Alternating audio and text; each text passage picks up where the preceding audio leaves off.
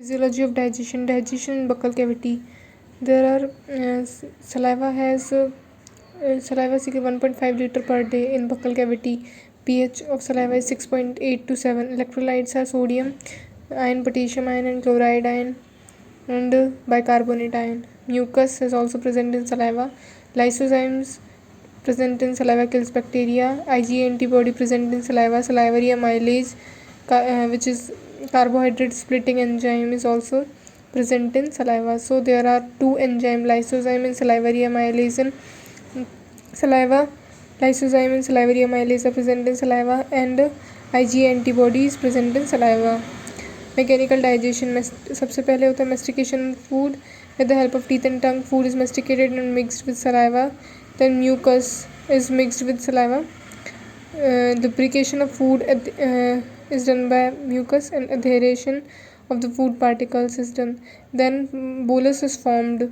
Bolus is pushed into the esophagus through pharynx and by pharyngeal muscles, and that is known as swallowing or degglutination.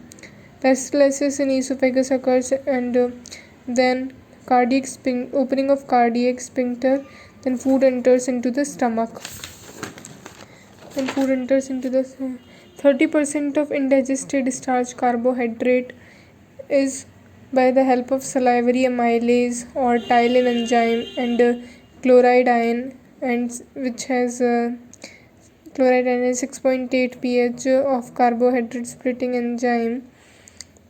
And the 30% of ingested starch or carbohydrate is converted into disaccharide or maltose. Digestion in stomach. Gastric glands or gastric juice 1.5 to 2 liter per day. pH 1.8. Gastric glands से gastric juice निकलता है, which is 1.5 to 2 liter per day.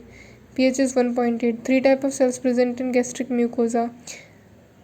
Gastric gland से gastric juice निकलता है. Gastric glands में कुछ sales होती हैं.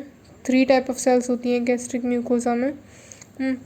सो 1.5 से 2 लीटर पर डे निकलता है, जिसका pH 1.8 होता है गैस्ट्रिक जूस का. फिर सबसे पहले होती है गैस्ट्रिक म्यूकोसा के अंदर चीफ सेल्स और पेप्टिक सेल्स, जैमोजन सेल्स या जैमोजेनिक सेल्स होती हैं. इसके अंदर होता है पेप्सिनोजन, रेनिन, है ना, और गैस्ट्रिक लाइपेज. पेप्सिनोजन, रेनिन और गैस्ट्रिक लाइपेज. फिर होता है सेकेंड ऑक्जेंटिक सेल्स और parietal cells. Secretion of HCl, oxyntic Castle factor, and increase in vitamin B12 absorption. Oxyntic ICF, intrinsic Castle factor increase the vitamin B12 absorption. और oxyntic Castle factor. So oxyntic cells or parietal cells secrete the HCl and ICF. Mucous neck cells or goblet cells or mucus cells, secretion of mucus and bicarbonate. Bicarbonate protect gastric mucosa from acidic injury by HCl. Mucous neck cells secrete the mucus and bicarbonate, which protect the gastric mucosa from acidic injury by HCl. These are goblet cells or mucous neck cells. Mucous cells or goblet cells. Mechanical digestion. Chemical churning movement. Mechanical digestion in stomach. Churning movements in peristalsis से particle size decrease हो जाता है. Mixing of food in gastric juice and formation of acidic chyme. Mixing of food होती है churning movement से, और gastric juice and की mixing हो जाती है फूड के साथ, and formation of acidic chyme, और एक एसिडिक काइम तैयार हो जाता है. फिर जो HCl होता है उसके काम क्या होते हैं. HCl पेप्सिनोजन को पेप्सिन में कन्वर्ट करता है, जो कि एक्टिव एंजाइम में कन्वर्ट करता है. इनएक्टिव होता है.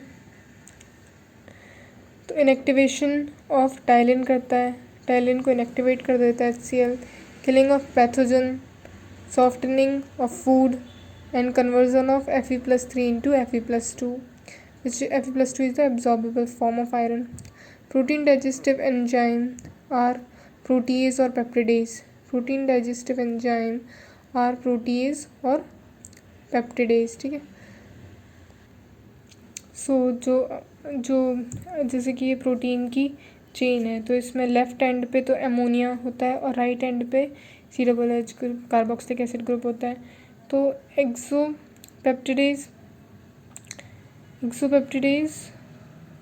एंड पेप्टिडेज और एमिनो एक्सोपेप्टिडेज का एग्जांपल है एमिनो पेप्टिडेज और कार्बोक्सी पेप्टिडेज। ठीक है, तो एमिनो पेप्टिडेज तो अमोनिया वाली साइड पे, एक्सोपेप्टिडेज यानी कि अमोनिया वाली साइड पे काटता है, और जो कार्बोक्सी पेप्टिडेज है वो कार्बोक्सिलिक एसिड वाली साइड ग्रुप वाली साइड काटता है।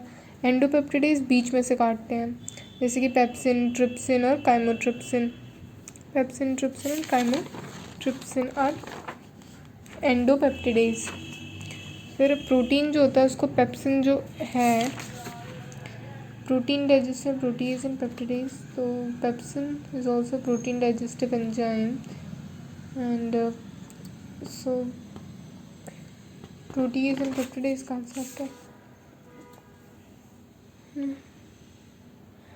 प्रोटीन को पेप्सिन पेप्टोन्स और प्रोटियोजेज में कन्वर्ट करता है, पेप्टाइड्स और प्रोटियोजेज में। Rennin found in infants, curdling of milk करता है रेनिन।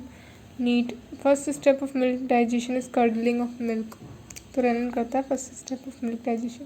कैसीन मिल्क प्रोटीन जो कि सॉल्यूबल होता है उसको रेनिन पैराकैसिनेट में कन्वर्ट कर देता है, और कैल्शियम आयन की वजह से कैल्शियम पैराकैसिनेट जो कि इनसॉल्यूबल में कन्वर्ट कर देता है। गैस्ट्रिक लाइपेज जो है वो किससे निकलता है? गैस्ट्रिक चीफ सेल्स और पेप्टिक सेल्स और जाइमोजन सेल्स और जाइमोजेनिक सेल्स से निकलता है। सो दोनों के दोनों एंजाइम जो मेन है वो सी से निकलते हैं, पेप्टिक सेल्स से, चीफ सेल्स या फिर जाइमोजन और जाइमोजेनिक सेल्स से। फिर उसके बाद में आता है डाइजेशन ऑफ गैस्ट्रिक लाइपेज से digestion of 1% fat, emulsified fat stomach में होता है, उसका गैस्ट्रिक लाइपेज से डाइजेशन होता है। Digestion in small intestine,